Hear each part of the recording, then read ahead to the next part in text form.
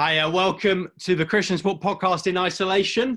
You may have listened to us before, you may not have listened to us before. We, at Christian Sport, we exist to reach world sport for Christ. And our podcast is always different, but it's on themes of sport and the Christian faith. And today, we're thinking all about what it's been like at the moment, as people are probably not playing sport. They're not able to at the moment. We want to keep speaking. We want to keep equipping and encouraging you. And so here we are. We're so aware that we don't want to be flippant chatting about sport. We need to recognize this is a scary time for people. It's a serious time. There's lots going on. So we're well aware of that. But sport has been majorly impacted at the elite level of the professional game. There's lots of big questions. The Olympics have been moved back a year. When's the Premier League going to finish? Funding, jobs, really serious conversations going on at top level sport. At the amateur level, all sport is off at the moment in the UK. People are keeping fit. They're hearing stories of people as well, keeping in touch with their mates. But it's hard. It's difficult. I've got Dano with me as I often do, Graham Daniels. How are you doing, Dano? Where are you up to? Where am I up to, really? I'm sitting in a chair looking out of the window like a cat or a dog, trying to watch the world go by and talking to you at the same time. It is weird.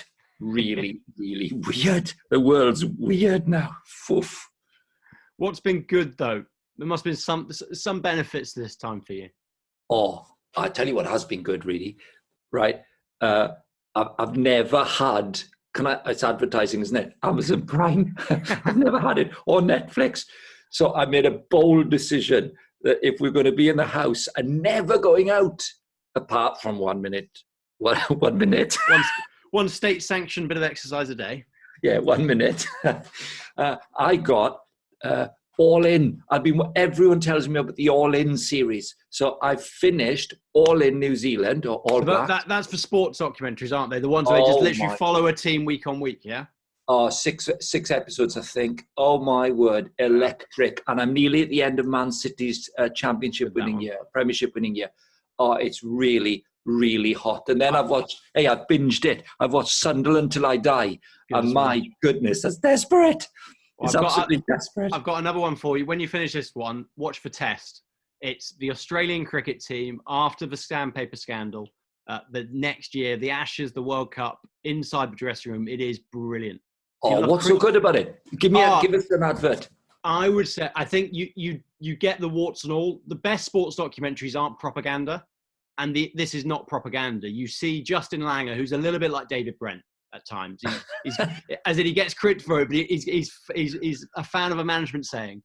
But the insight into how they cope with the pressure, how they've coped with repairing their reputation as a team, and the way they've dealt with it is fascinating. And then you get the amazing scenes when you've got someone like Jofra Archer bouncing out Steve Smith, how they're reacting, what he's thinking about it. It is, if you want to understand what goes on in elite cricket, at least, or elite sport, it is superb. All right, mate, that's good. That's good. Anything in your work been exciting? Anything going on? Oh, really, Christians in sport-wise, it's electric. And as you said at the beginning, we don't want to make light of a really difficult position and a tragic position for so many people involved in Christians in sport now with the life threats that are going on. But for the first time, I've worked for Christians in sport for probably 30 years, since I was 6 or something. I've never, ever been in a position, as of many of our colleagues, we can actually spend time with people at the highest level of sport who are involved in Christians in sport. Some would say they're a Christian, many would.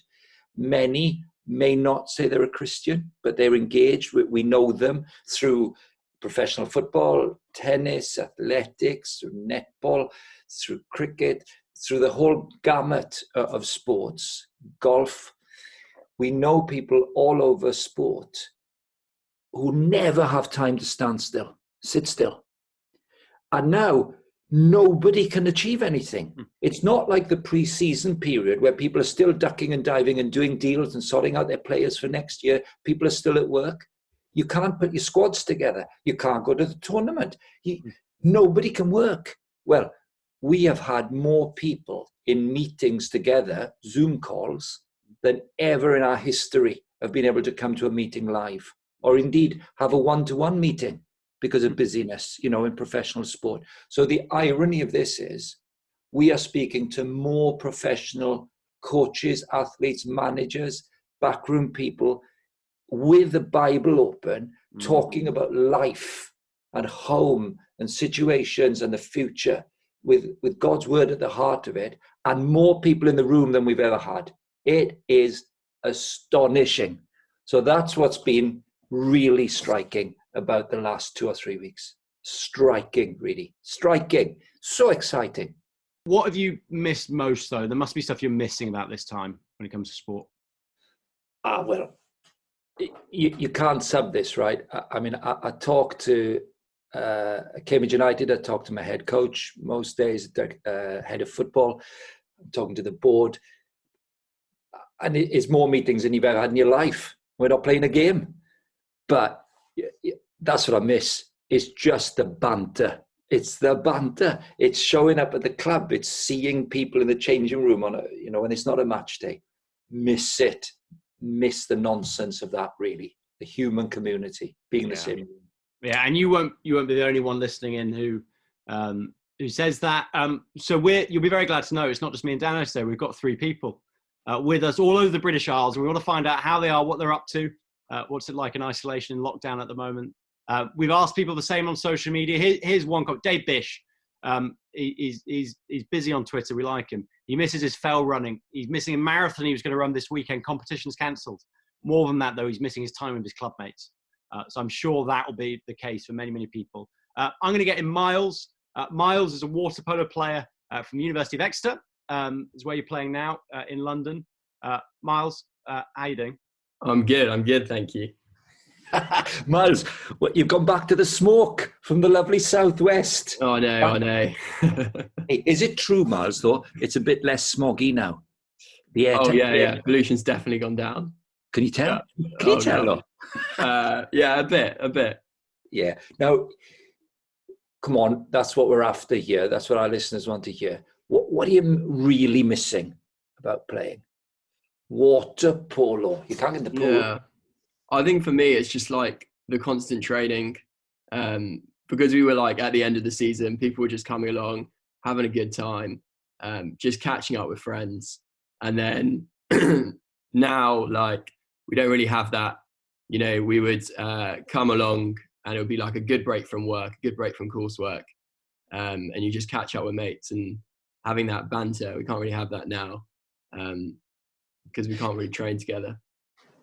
Tell us a bit more about that, because there'll be some people, sadly, I'll slightly be included in that. Tell us about the water polo season and where you'd normally be then. You're right at the end. So we would be, unfortunately, we didn't have the best season. But no, good. The season's null and void. Yeah, I know. One plus has come out of this is that we were meant to play a relegation game, but unfortunately it's been cancelled. So we come on, don't we all have that? Yeah. Don't you dream of that? You know when you're struggling in sport, you're going, oh, call it off, man, call it off.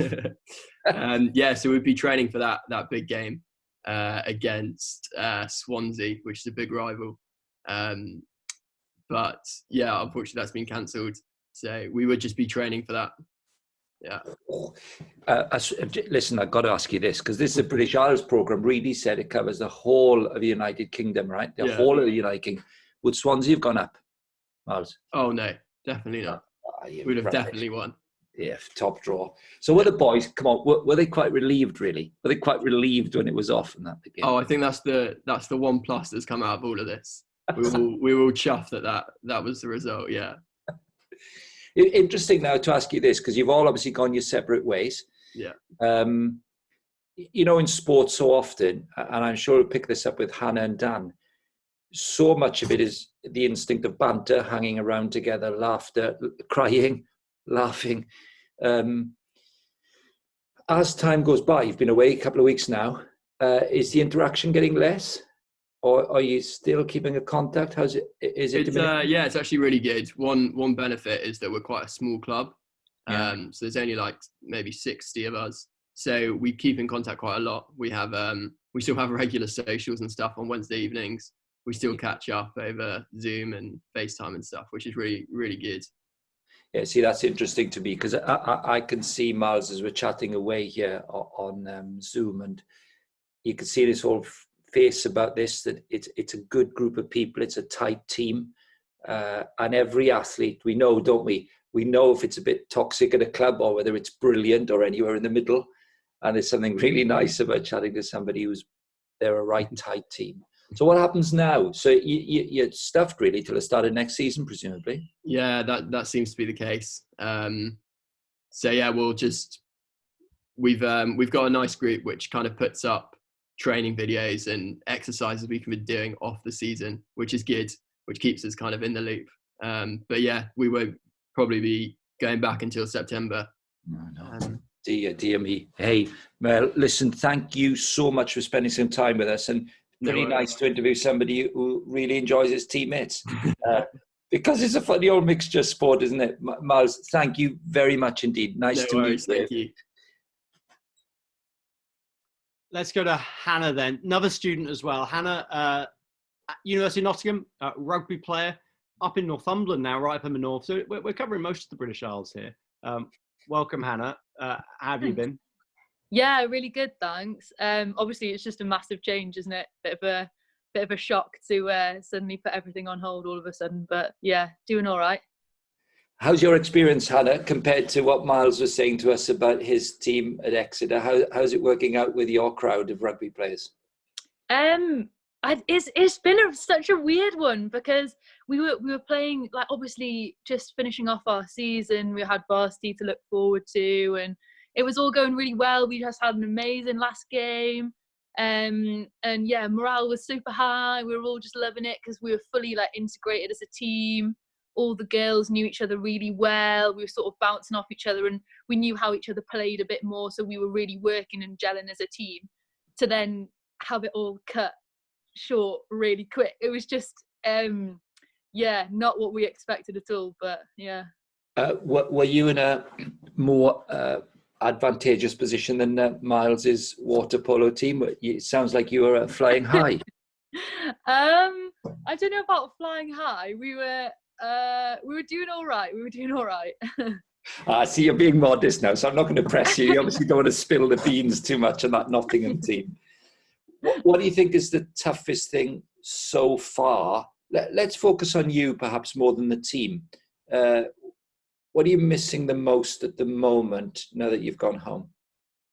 I think the girls, really. It's just got to be hanging out with them, and even the really grim stuff like Monday morning training, getting to the pitch at 7 a.m. and in the rain, in the cold, but being with the girls. And I think it's more like the incidental conversations that you have and just the little laughs about stuff. And I don't know, just being with them all the time, I guess, and like driving to and from the pitch, and yeah, just chatting like match debriefs and stuff. And yeah, just sort of being with them all the time, because you get so used to just constantly seeing them that now when you're just not with them at all, it's just really weird. You know what's interesting sometimes in the world of being a Christian in sport is often people will say, well done for staying in the world of sport as a Christian and getting stuck into it. And of course, people who don't play, they mean that very well, but they don't understand it all, because you're not getting into the world of sport to try and make a difference to it. You are the world of sport. You couldn't be anybody else. That's who you are. You know Christ, and that's Hannah. That's who she is. As you reflect on, you've had a bit of time now away from the team. As you reflect on your own faith and the way it plays out in the scenarios you've just described, the banter, the car, the being yourself, as you look back, what is the richest thing about being a follower of Christ in that team of yours? I think it's just that you're just so vulnerable with the people that you play sport with, because they've seen you at your worst. They've seen you at the end of games when you've just played the worst you could possibly play and more, and you've dropped every ball and you've missed every tackle and you've just done rubbish. And they've seen you and they've brought you out of that a bit. And likewise, they've shared every high with you as well. So they have literally seen me at my best and at my worst. So you have a different depth with them. So it's easier to have conversations. And I feel like I'm closer to them than my non-sport friends who maybe are Christians, but they sort of don't get the depth of that emotion and that connection that you have with them. And it's such a privilege to have that connection, and such an unbelievable opportunity for them to ask questions and for you to be totally honest with them and be like, this is who I am. Like, sport is a huge part of my life, but Jesus is also like the number one in my life. So it doesn't matter whether I win or lose. It doesn't matter in these dark emotion times when you've lost a game. Like, this is also me, this huge part of me, and it's sharing that with them that's a huge deal. Yeah. Well, I love hearing that, Hannah, because somebody coined a phrase some while ago that the great thing about being somebody who talks like you, and as Miles talked, is that you're Christians who are good at being normal. You know what I mean by that, though? There's no pretension to this. This is the woman I am. This is who I am. You see me, warts and all, joy and woe. You see it all. That's who I am. I'm like you. That's the normal thing, isn't it? You're one of the girls. And it's not trying to do any kind of evangelism or something. It's just who you are. It's a beautiful thing. That's so true. And it really often happens, like, that everyone at Christians in sport and in church is like, have these intentional conversations. And I'm like, yes, I absolutely will. But quite often people just come out of the blue and they're like, so why do you believe that? And it's that, as you say, that level of friendship is just, what a privilege to have that. What a privilege. Great fun meeting you. Absolutely delightful, Hannah. Thank you so much. Lovely having your company this afternoon. Dano, then, before we get to Dan, and this, we've been in the student world, probably the intensity relationships maybe stronger, the amount of time you get to spend with each other stronger, but shorter. As you're listening, people, they're missing playing. That's such a dominant theme, which all of us are, I'm sure. Missing people a lot. How are you reflecting on this as you listening? Well, I think listening to Miles and Hannah just tipped me into it, really, in that last conversation with Hannah. When it's really like this and you can't play, you do get a chance to step back, because it's not the end of the season. It's weird. It's the middle of no time. And it's your sports person, I think, your player and your coach, who speaks like Miles and Hannah. They're deeply embedded in that world. That's what I love about the Christians in sport work, really. We're not trying to get into a world to try and do some intentional passing on of Jesus.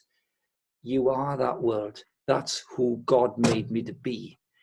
And I'm raw in it because they can see everything about me and I can see them. And we know we're not different. So nobody would dare say, listen to those conversations, they were delightful. Nobody dare say, well, she's trying to tell them about religion. None of the players would ever think that, because you are them. I just think this is magnificent. And I do think part of this process that we have an unexpected and sad rest, really, from sport, is that we'll start to look in and value being a Christian in sport. It is a great privilege to be better at being normal. And of course, if all your teammates are odd and you're odd as well, you're still better at being normal, because you're all odd, but then you're all normal. Are you with me? Because there are teams like that. Let's face it. No Welsh teams, but there are teams like that. Well, let's cross the sea to Ireland and see if it's the same as Wales. Dan Kerr, you're captain at Malone, Northern Ireland. Malone's in Belfast, I'm reliably told. Absolutely. Welcome, Seriously, Dan. Reedy. Listen, there's two Celts on this call now, so we're going to get you for that to start with. You mean you've never visited, Johnny? I love Belfast. Big fan of Belfast. I'm not sure where Malone is, though. East Belfast. East Belfast. Would you have known that, Dano? Would you have been able to go East Belfast on that? Of course I would. Celts all in it together. Yes, we are. Hey, by the way, that's like asking, Reedy said to me once, where's Neath in relation to Swansea and Cardiff? I had to take him outside, Dan. I had to take the man outside and sort him out. That wasn't good at being normal. Dan, top man. Now, interestingly, as it stands, as we're recording live, you are working. Yes, I am working from home today, yeah. So go on, tell us what you've been up to then. Yeah, so I work on a construction site at the minute, so we haven't been shut down yet. We're trying to practice some social distancing. But I've been up. I was up full time till last week, and I'm still up every other day at the minute. But I'm at home today, so still working away. Fascinating. Well, Reedy preempted something I was thinking there, because you played first team rugby at Bristol as an undergrad. Yep. And you played for a club there for a bit. Now you're home. You're club captain at Malone. Is it different being in loads of adult players, as it were, post-student or never went to university, loads and loads obviously are involved in Christian sport. How different is that world now, 4 years on, in terms of the community of your rugby club? Yeah, it's really great at Malone, actually. And there's a brilliant, I think what people miss a lot at the time from moving from a uni club to a club is maybe the social side of things and the togetherness. And actually Malone is great for that. It's a brilliant club with a good social side and a good clubhouse, and the guys really buy into getting together every Saturday after game, whatever. So that's been good that way. I mean, I guess it's different. There's a diversity of players and demographic. It's different to, when you're at uni, there's a squad of everyone at uni, similar ages, doing similar things. So it's nice to be in an environment where there are guys doing different things from different walks of life. And that's been a real blessing, I think, for me, being able to be part of that over the last few years. Well, and you're very modest because you're not just part of it. Obviously, you must have something pretty much about you, because the club have made you club captain. So as club captain, as you reflect now, it's probably been, 3 weeks since you had a game? Yeah, it might be 4 weeks coming up. Yeah. What's changed compared to any other time you've had a rugby experience then? What has this 4 weeks looked like in terms of what's changed for the club and the relationships? Yeah, it's mental, actually, because I was just thinking about this. There's not many times in sport where you don't get any closure. Everything, there's always an end of the season where you have a final position in the league table, or there's a cup final, or there's some event that sort of culminates the season or the period. So it's really strange for a season just to be cut and then made null and void, So I was actually listening to Miles and Hannah there. We started pretty badly this season, but have kind of been on an upward trajectory ever since. We hadn't lost since Christmas, I think, now. So we actually were pushing for a playoff spot to get promoted. So it's a bit bittersweet. But in fairness, it could be worse. There was the team that were leading our league were miles ahead, and they won't get promoted now. So it could be worse. Yeah, listen, we're not getting into a football Liverpool conversation. Absolute pelter. Well, the team that were bottom of our league had won one game all season, so they'll be delighted. Oh, they're buzzing, aren't they? They're absolutely buzzing. So. Join Miles's team. They're buzzing. Yeah. But no, it's been hard, and there's been it has, because I suppose as we were getting that place, we were actually playing really well. We were gelling. There's quite a lot of new players this year and a new coaching setup. So it had taken us probably a few months just to bond and gel and begin to start performing. We got there, and actually it was exciting. So it's hard for that to suddenly fall off cliff. But the WhatsApp group has been lively. We've kept in touch. It's been great, actually. People willing to kind of get involved in things. So we're trying to pull together a group to help out some of the pharmacies with deliveries. There's a couple of guys that own sort of businesses that are really struggling, and the guys have been getting behind those, supporting them, and trying to support those. And so it's been, while we aren't able to play rugby, there's still sort of a community there, which has been great. That sounds brilliant to me, in the sense that it's a bit like that previous conversation with Hannah, isn't it?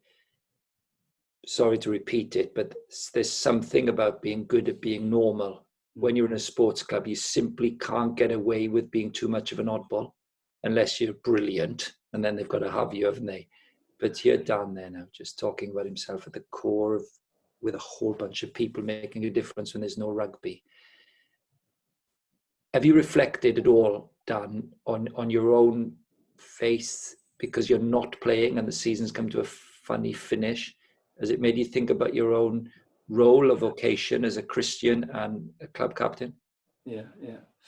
It's a great reminder that sort of our call and our mission is it is in sport, and it's all to do, and it is sport, but it's almost it was higher than that again, you know. And so even though the sport's not happening, the actual physical kicking of a rugby ball or tackling or hitting a rock, that actually, and as much as we miss that, it's great to know that actually I still have a relationship with each of those guys.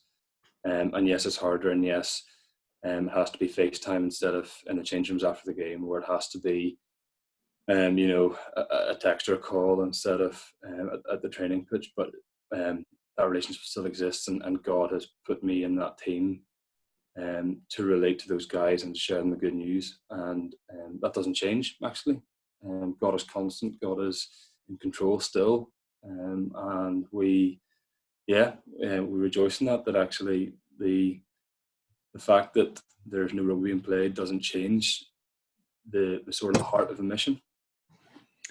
Dan, that's class. Thank you very much indeed. Really, 3 fantastic guests crossing the boundaries of sport. Isn't that heartwarming? Oh, I think when we've heard some of these stories, a privilege of working, Christian, but we hear some of these stories, and to see it in the flesh, to hear what's going on, to hear the commitment to stay involved in people's lives, because we're more than just a left back or a right back or a hooker or we're more than that. We're called to reach the world of sport for Christ, and we long to do it. We think there's really important news, and we recognize that people themselves are more than just a player. Our teammates, they're also, I think about my team, I've got an ambulance driver, I've got an intensive care nurse, I've got somebody at Tesco's, they're more than just what I see on a Saturday, what I see on a Wednesday. And it's brilliant to see that across the board, isn't it? I think so. And I've noticed that, for example, I've been in a Zoom call just a couple of days ago with 20-ish football coaches, professional football clubs in England, mostly Scotland and England. As I said at the beginning, I never get that many people in a room because they're off work. But very much the theme that I've heard with Hannah, Miles, Dan there, you don't say it, but no one ever talks about this, but you can see it, and I'm seeing it more than I've ever seen it now. There's a part of you when you're a sports player, person, coach, there's a part of you that is so deeply embedded in that culture. It's who you've been since you were a kid, of course. You know, you're the best at your class and then in your school and all. It's so who God made you to be. But you'll never, ever take Christ out of a sports person. And did you hear the warmth of those interviews? I'm totally all in to my team. I am totally committed to my team. I'm never not going to be at the heart of my club. And yet it's not a contradiction to say I am miles more than that. Christ is in me. My horizons are wider, but it doesn't make people vain. It actually makes them more humble, because the Christ who's in them is a humble servant. If these few weeks or months help us to see anything, it surely will be that if that's who we are, we're all in. We're never less than that woman in the club, but there's somebody greater than me who makes me more. For me, really, it would be, and I've heard it in droves in those last 3 conversations, we should get stuck in right now. What will happen is we'll soon get tired of juggling toilet rolls on Instagram or something. That'll run out of fun, really, or watching cats having breath out of the window because they can't get out. That'll soon pass.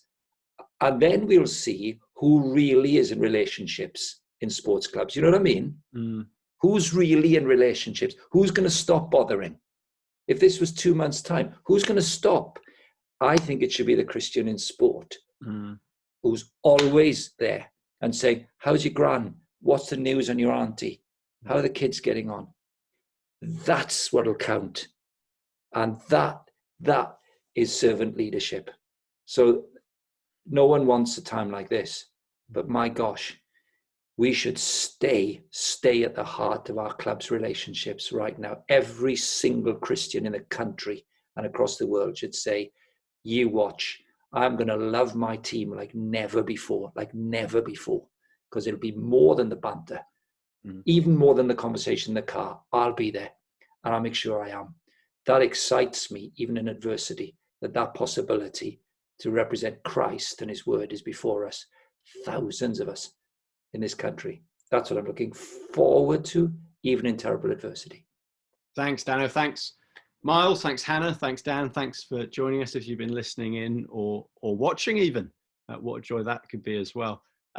That's exciting, and we've got some exciting news. We're gonna tease it for you. Monday, join us 8:00 on Facebook. We're going live, Christians in Sport live, and we've got some really exciting news about some great initiatives we've got in place. We really want to help support you at this time, to help you gather together, to help you have opportunities to speak of Jesus to your teammates as well, or to find out more about the Christian faith. If you're listening, you don't yet follow Jesus. So join us 8:00 on Facebook. Head to our Facebook page, just search Christians in Sport. Like us if you don't already. Get there 8:00. You'll find out the plans we've got going. They'll be all over our social media next week as well. Thanks for joining us. We'll see you again soon. Ta-ra.